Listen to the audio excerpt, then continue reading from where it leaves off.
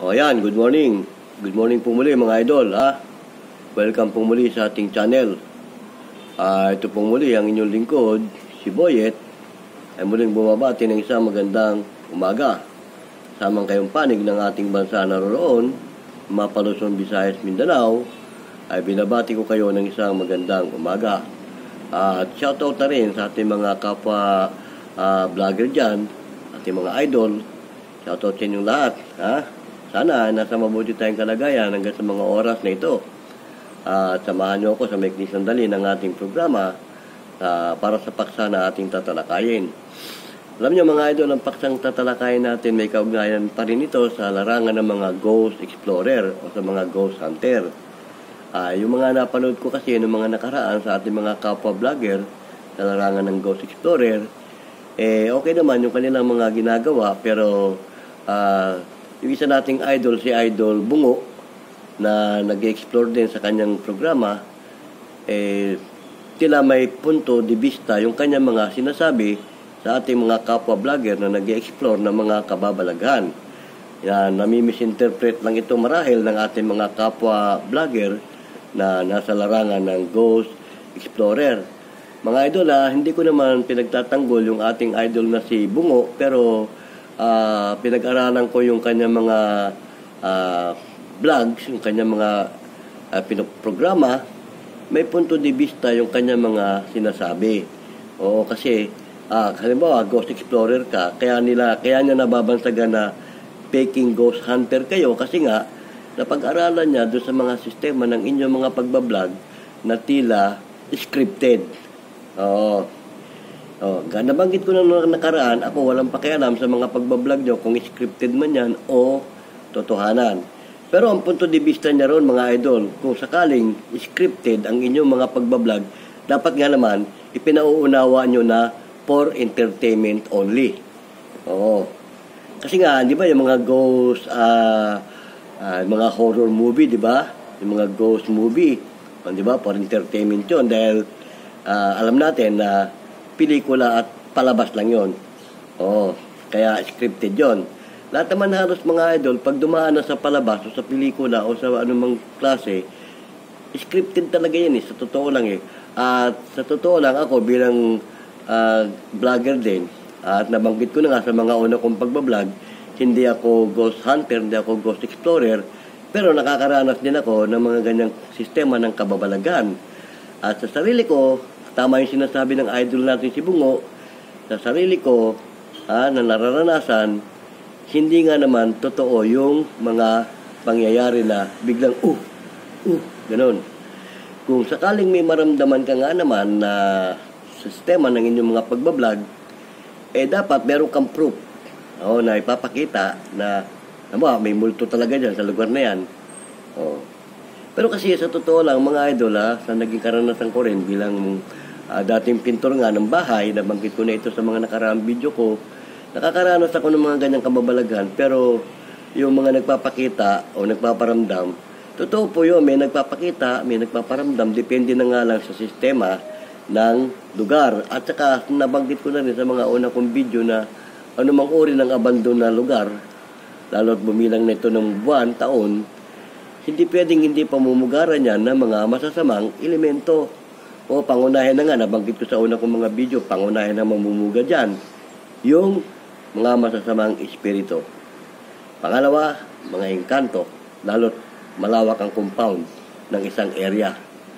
Tapos, hahaluan pa yan ng mga maligno. Lahat halos ng mga masamang elemento, mamumugad sa lugar na yan.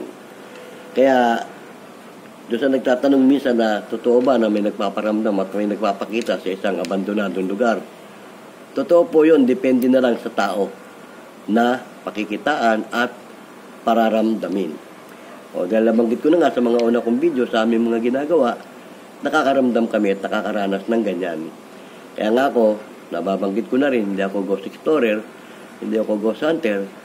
Kapag sa lugar ng aming pinagtatrabahuhan, nakakaramdam na ako ng hindi maganda, kinakausap ko na ang mga nariyan kung sino man yan. Sinasabi ko sa kanila, wala akong pakialam kung sino kayo, kung ano kayo. Basta't kami nagpunta rito para magtrabaho. Hindi namin kayo pinuntahan dito para guluhin. Nagpunta kami para magtrabaho rito ayon sa sistema ng aming amo na gustong ipagawa para mapakinabangan itong lugar na ito. Ngayon, kung kayo namumugat sa lugar na ito, wala akong pakialam sa inyo. Gusto nyo magsama-sama tayo sa lugar na to, walang pakialaman. At kayo, hindi namin nakikita, hindi ka nakikita ng mga kasama namin. Kayo ang nakakakita sa amin dahil kami normal na tao. At kayo ay mga espiritu o ano pa mang elemento na hindi namin nakikita. Ang pakiusap ko lang, kung gusto nyo magsama-sama tayo dito, walang pakialaman. At kung maaari, kayo na lang ang umiwas sa amin dahil kayo ang nakakakita sa amin. Ngayon, kung ikaw magpapahara-hara sa aming ginagawa dahil hindi ka namin nakikita at nasagi ka namin, magagalit ka, hindi tayo magkakasundo. Para magkasundo tayo, kailangan give and take. Pagbigyan nyo kami bilang trabahante, kayo nakakakita sa amin, kayong umiwas. Dahil kami, hindi namin kayo nakikita. Ngayon, kung kayo magpapahara-hara sa aming ginagawa at masasagi namin kayo, kung kaya nyo magtimpi, pasensya na lang. At para wag mangyari ulit yun, umiwas na kayo. Ngayon, kung magpapahara-hara kayo at masasagi namin kayo, magagalit kayo, mananakit kayo sa amin, hindi tayo magkakasundo. Ganyan mga idol ang sinasabi ko at kinakausap ko kagad ang anumang uri ng elemento sa aming mga pinagtatrabahuhan.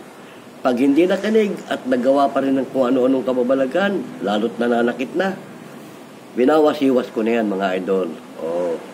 Nabanggit ko na nga, sabi ko, wala akong pakialam kung sino kayo, kung ano kayo. Huwag nyo kaming pakikialaman. Ngayon, pag hindi nakinig, talagang wawasiwasin ko na yan. Nabanggit ko na nga rin ito sa mga una kong video. Yan mga yan, anumang uri ng masamang espiritu o anumang uri ng elemento, kapag marunong kang pumuksa, napakadaling puksain yan. Nabanggit ko na nga kung hindi tubig, buhangin ang katapat niyan. Kasi sila elemento. Yung buhangin, kalikasan yun. Yung tubig, kalikasan din. Kaya yung dalawang yan, pag yan ang taglay mo, yan lang. Sibak sila dyan. Kasi yung buhangin, pag inispreketik mo yun, at isinaboy mo yun doon sa area, lahat nang aabuti nun, tiwas yun. Ultimo kalit-liit ang butil ng buhangin. Pag inabot sila nun, yung tubig, ganun din. Pag ibinasya mo yung tubig, lahat ng mawiwisikan ng tubig na may spreketik, sigurado. Kaya nga sinasabi ko doon sa mga, pag kinakausap ko sila, ako wala akong pakialam, kahit hindi ko kayo nakikita, pag binanatan ko kayo, aabutin kayo. Wala kayong pwedeng pagtaguan. Kasi kapag ginamitan mo sila ng spreketik, lalo ang ginamit po pamuksa, sigurado yan. At yan mga idol, nabanggit ko na ng mga nakaraang video ko, yan mga yan pinaghaharian yan ng Diablo. Anumang uri ng elemento na nariyan, pinaghaharian yan ng Diablo. At pag pinakilos ng Diablo ang mga yan, pag may hinahina ka, malamang may masamang mangyayari sa inyo. Ito idol babanggitin ko lang, kukwento ko ulit sa inyo, nangyari ito sa amin. Meron kaming pinagtrabahuhan na para sa kapakanan naman nung may-ari ng bahay at saka nung hindi ko nababanggitin kung anong lugar yun, kung ano yung saan yun. Yung may-ari ng bahay, kinamatayan niya yung lugar na yun. At yung sabi nga ng iba, kondenado daw yung mga ganung pangyayari. Kondenado. Dahil nagpakamatay Nagpakamatay yung may-ari. Hindi natin malaman kung anong problema. Basta, ang sabi ng caretaker, nagpakamatay. So, nang madistino kami doon, dalawa lang kami. Ang sabi nung caretaker, nung pumunta siya ng mga bandang tanghali, ang sabi na rin sa kasama ko, Manong, wala ba kayo naramdaman dyan? Pero ako, antimano, pagdating namin nung unang araw pa lang namin, pagpasok ko doon, naramdaman ko na may masamang elemento. Pero hindi lang ako kumibo. At hindi rin ako nagpalata doon sa kasama ko. Dahil hindi niya alam na marunong ako. Naramdaman ko na yun. Kaya nung nagtanong yung caretaker doon sa kasama ko kung wala kaming naramdaman, ang sabi nung kasama namin, wala pa naman sa ngayon. Tapos sabi ng caretaker, narinig ko pag-uusap nila, nasa labas sila eh. Alam naman nung kasama mo yung tungkol sa sistema rito. Ngayon, narinig kong ganun pag-uusap, siyempre, lumabas ako.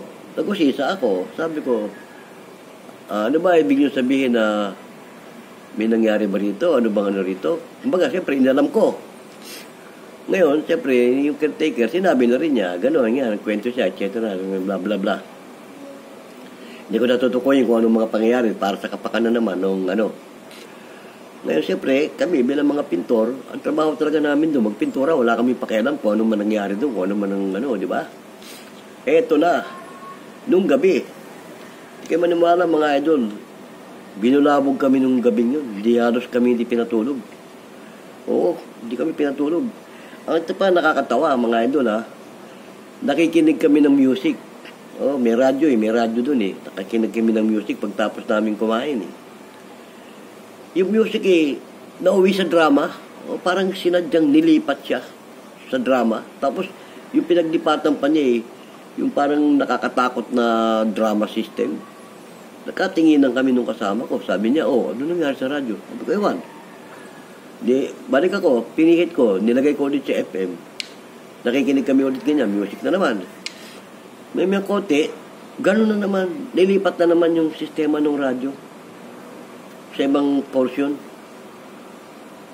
Sabi nung kasama ko, para yatang hindi maganda rito ah. Tapos, yung loob ng bahay, pinapakiramdaman namin, nasa labas kami. Dito kami sa may garahe. Kasi, ayon nga sa mga pangyayari sa kwento, nagpapakita, etc.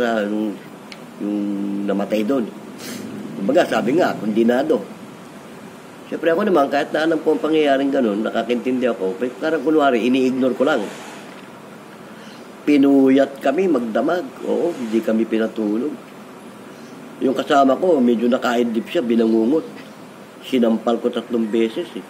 O, kasi nakakatakot kasi doon, yung bangungot na yun, pag pumasok sa kanya yun, 2 klase yun, baka ikamatay niya yun, o bigla siyang bumangon, kasangkapanin siya para sa akin. Oo, ganun yun eh. Sinampal ko 3 beses, tapos natauhan. Sabi ko, ano nangyari? Tapos tumingin siya doon sa mayor na pinto. Pagtitig niya sa mayor na pinto, sabi niya, galing dyan, sabi niya, yung namatay, lumabas. Nakakatakot ang itsura. Dinescribe niya sa akin, pero hindi ko na i-describe sa inyo. Basta nakakatakot ang itsura. Ngayon, ginala niya yung paningin niya sa loob ng compound. Tapos meron swing. May swing dun eh, duyan. Tingin siya ron, sabi niya,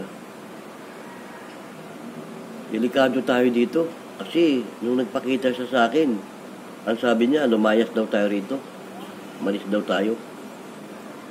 Kung di daw tayo aalis, may masamang mangyayari sa atin ngayong gabi. Di, siyempre, ganun ang attitude nung kasama ko. Nahalata ko naman na talagang natatakot siya. Ginawa ko, sabi ko, hindi ako nagpalata, tara kako, hilahin natin itong, hinila namin yung sopa, malapit sa gate. Binuksan namin yung gate, ibinalandra namin yung sopa sa gate, para wag maisara, kasi baka biglang saraduhan kami. Oh, magamat marunong ngayon yung lingkod, mga idol, pag may kasama akong matatakotin, nadadala ako eh. No, nadadala. Sabi ko, ibalanda natin para huwag tayo mapagsaratuhan. Dilipat kami doon. Tinitignan namin yung kabuuan ng bahay, talagang yung ilaw, patay sindi. Oo, tapos yung pinto, lagabog dito, lagabog doon. Para bang nagdadabog. Okay lang. Dadaanan kami ng guard. No? Parang subdivision yung lugar eh. Dadaanan kami ng guard, oh. Oh, ang ginagawa niya, ba't yan kayo? Sir, takot naman doon sa loob eh. Sabi niya, oo nga, talagang yung lugar na yan eh. Medyo kahit kami, pag nagro-rubing dito, naiilang kami dyan eh, sa lugar na yan, sa bahay na yan. O nga sir kaya dito lang kami, mga mamaya buti na, dito na kami sa may gate, madaling tumakbo palabas. Sabi, may nagpapakita daw dyan may nagmumulto raw eh. Buti nandito na kami sa may gate para kung ano mat mangyari, napanaginipan ng kasama ko, galing daw dyan sa mayor na pinto, lumabas daw eh. At least, Kung mangyari sa tunay na pangyayari yun, andito na kami sa may gate. Magkahabulan man, nakakalabas kami agad. Ganon. So sa madalit sabi, yung nga, magdamag na yun, halos wala kaming tulog. Hindi gagawa kami kinabukasan, lulugo-lugo kami, lulugo-lugo. Ngayon, pag-isip-isip ko, pagka ganito ng ganito ka ako, wala tayong magagawang maigi, magkakasakit tayo nito, tsaka mapupuyat tayo lagi, gabi-gabi na lang ganito. Ang sabi ko sa kasama ko, ay may ginagawang construction doon sa may kabilang kanto. Punta ka ako doon, mingi ka ng buhangin, lagay mo sa tabo. Sabi sa akin, bakit? Ano mo? Mata, hindi ka. Ayun, mga idol, yung araw na yun, paliwasan na puyat kami magdamag, hindi na ako pumayag. Kinausap ko siya. Sabi ko, pinuyat mo kami magdamag. Wala akong pakialam kung sino ka at kung ano ka. O kung ikaw man ay Diablo na naghahari dito at pinakikilos mo yung itsura nung namatay dito para takutin kami. Hindi ako naniniwala sa iyo. Hindi ako naniniwala na yung namatay dito nagmumulto. Ikaw, Diablo, nagpapakilos sa kanya. Ngayon, hindi na ako papayag. Panoorin mo yung pinakikilos mong alipores sa lugar na to. Ang ginawa ko doon sa buhangin, inisprikitik ko. Mula doon sa loob ng master bedroom, palabas ng salas, hanggang doon sa guest room, pati sa kitchen, sa dirty kitchen, sinabuyan ko lahat ng buhangin yun. Pagkatapos sabi ko sa kanya, sa tingin mo yung mga alipores mo nandito pa? Maswerte ka kung hindi ka inabot.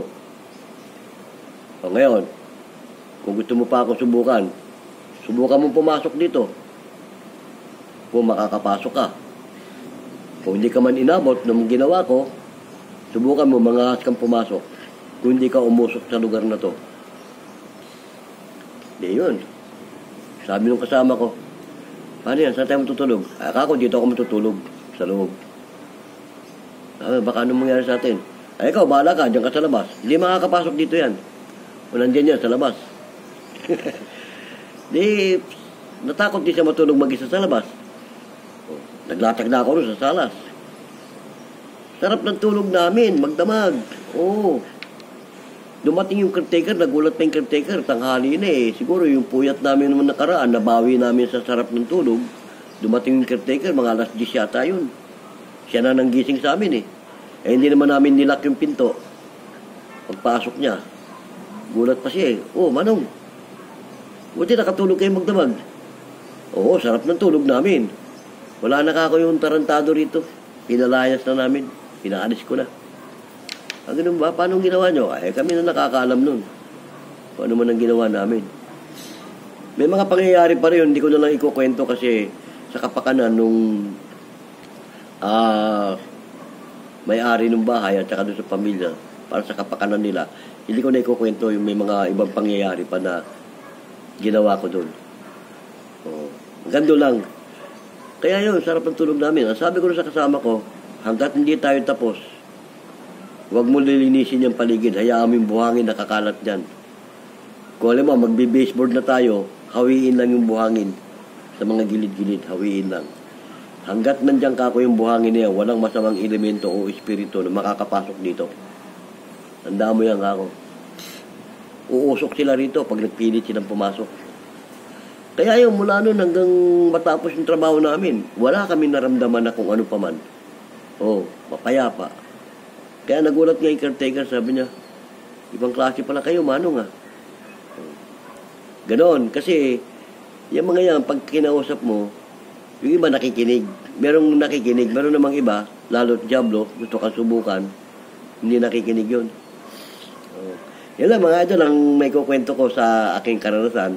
Kaya ang advice ko sa ating mga Ghost Explorer sa kanilang pag-explore, alam ko hindi naman yung pwedeng gawin yung ginagawa ko kasi kayo nag-explore. Pero nabanggit ko na sa mga unang video ko, kapag talagang totoong may nagmimilagro at totoong may nagpapakita ng hindi maganda at nananakit na, gaya ng mga napapanood ko sa inyo na tila nananakit na, seplakin nyo na. Kagaya nung napanood ko wala akong pakialam kung scripted yun o ano yun, na yung pinto biglang sumasara, na may kamuntik pang ipit sa inyo at saka yung tinutulak sa hagdan pababa.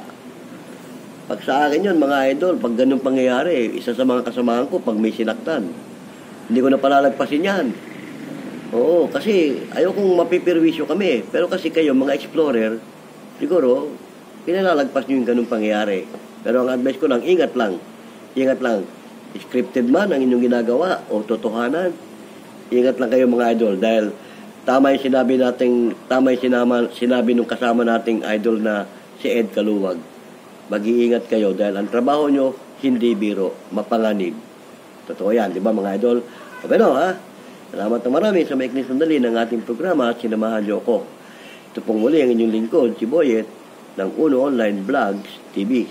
Ay pansamantalang nagpapaalam sa inyo. O kung may mga comment kayo, lagay nyo lang sa comment section para matalakay natin sa mga susunod na video. Kung may mga katanungan kayo, ilagay nyo rin dyan para mapaksa natin. Abangan nyo yung susunod natin video. Tatalakayin natin yung tungkol sa biringan. Nauulit na naman yung mga kwento-kwento tungkol sa biringan. Ha? Abangan nyo, tatalakayin natin yan sa susunod na video. O bueno, nasa muli, paalam!